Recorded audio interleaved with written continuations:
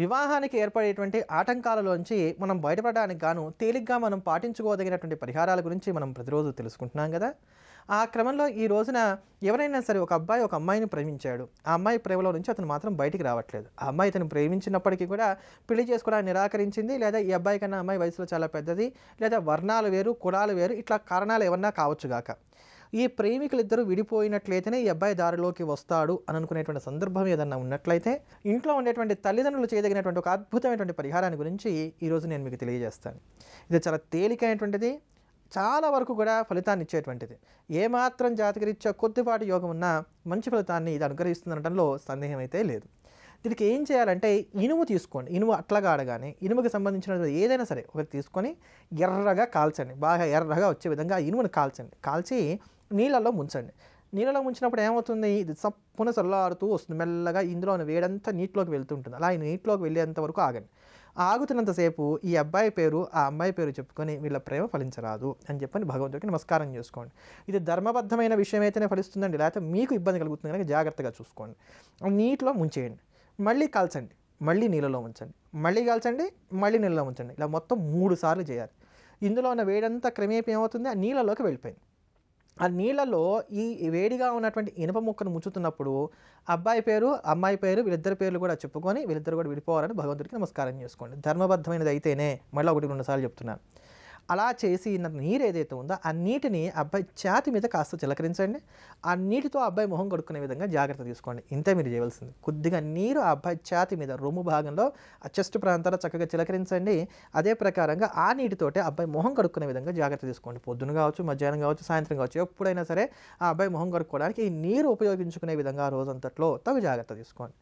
ఇలా వరుసగా 3 నుంచి 7 రోజులు కానీ మీరు ఎన్ని రోజులు చేయగలిగితే అన్ని రోజులు కానీ చూసుకోండి. 3 రోజులకు మాత్రం తగ్గరాదు. ఇది జాగ్రత్తగా మీరు చూసుకోవాల్సినటువంటి నియమం. 3 రోజులకి తగ్గరాదు. ఆ 3 రోజులు కూడా వరుసగా చేసేటువంటి 3 రోజులు అయి ఉండాలి. అంతకన్నా ఎక్కువ కాలం చేసినట్లయితే మాత్రం మంచి ఫలితాలు ఇంకా మీరు త్వరగా పొందడానికి కానీ అవకాశాలు ఏర్పడతాయి. ప్రేమ వల్ల మా అబ్బాయి జీవితాన్ని కోల్పోయాడని బాధపడేటువంటి ప్రతి తల్లిదండ్రులకు కూడా ఇదో చక్కగా అమోఘమైనటువంటి పరిహారం కింద మనందరం కూడా చెప్పుకోవచ్చు. ఇటువంటి మరిన్ని అద్భుతమైనటువంటి పరిహారాల గురించి తెలుసుకోబోయే ముందుగా బాబా వారి యొక్క కాగడ హారతిని శ్రవణం చేద్దాం. బాబా అనుగ్రహానికి పాత్రలమవుదాం.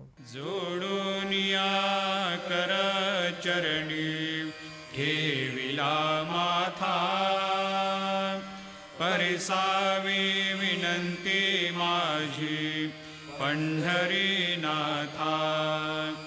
असो नसो भाव आलो तुझी या ठाया, कृपा दृष्टी पाहे मजकडे सद्गुरु राया, अखंडित सावे ऐसे वाटते पायी, सांडोनी संकोच ठाव थोडासा देई, तुका म्हणे देवा माझे वेडी वाकुडे, नामे भव पाश हाती आपुल्या तोडी.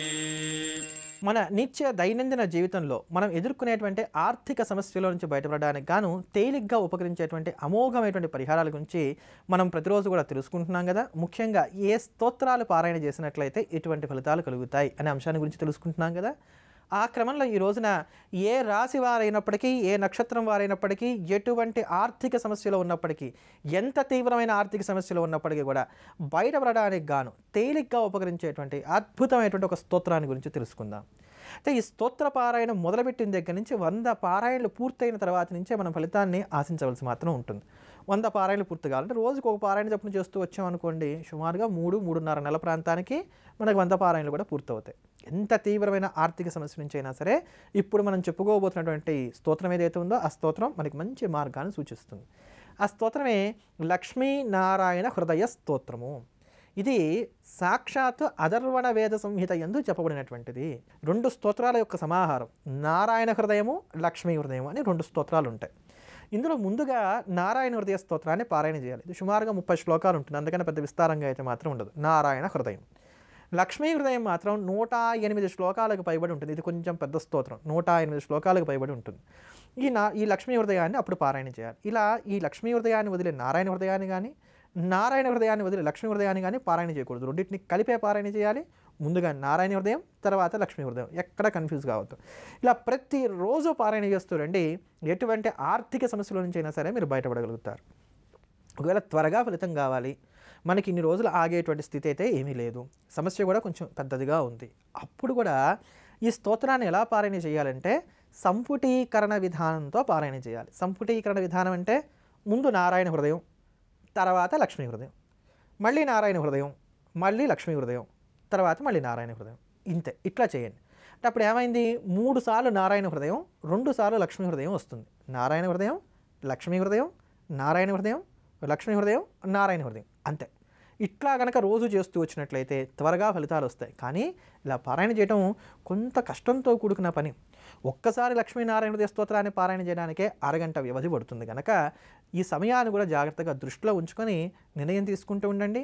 ఎటువంటి పరిస్థితుల్లోనూ లక్ష్మీనారాయణ హృదయ స్తోత్రం పారాయణ చేసేవారికి ఏనాడు కూడా ఆర్థిక ఇబ్బందులు రావుగాక రావు.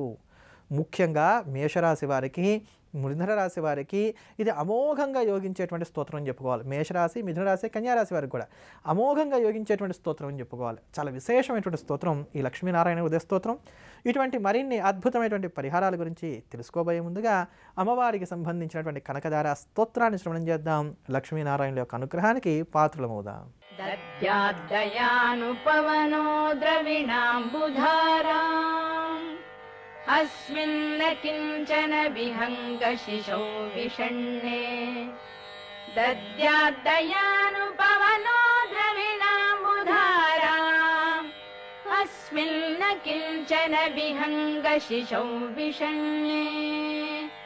దుష్కర్మ ఘర్మమపనీయ చిరాయ దూరం నారాయణ ప్రణయిని నయనాంబువాహః. గీర్దేవదేతి గరుడధ్వజ సుందరీతి శాకంభరీతి శశిశేఖర వల్లభేతి.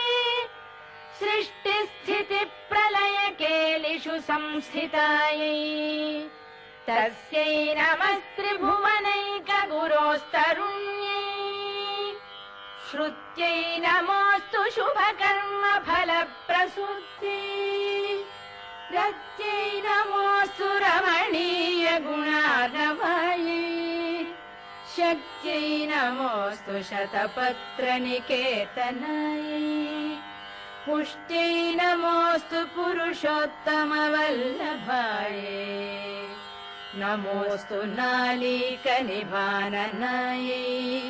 నమోస్తు దుగ్ధోదధి జన్మభూమ్యై. నమోస్తు సోమామృత సోదరాయై. నమోస్తు నారాయణ వల్లభాయై.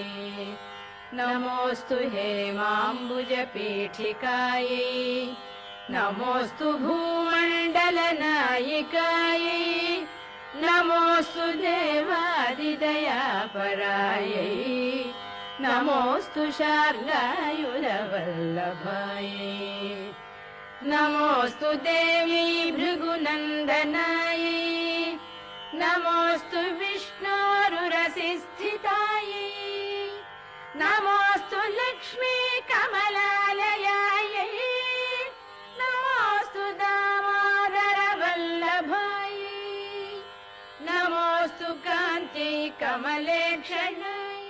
మన నిత్య దైనందిన జీవితంలో మనం ఎదుర్కొనేటువంటి సమస్యల నుంచి బయటపడడానికి గాను తేలిగ్గా ఉపకరించేటువంటి పరిహారాల గురించి మనం ప్రతిరోజు తెలుసుకుంటున్నాం కదా.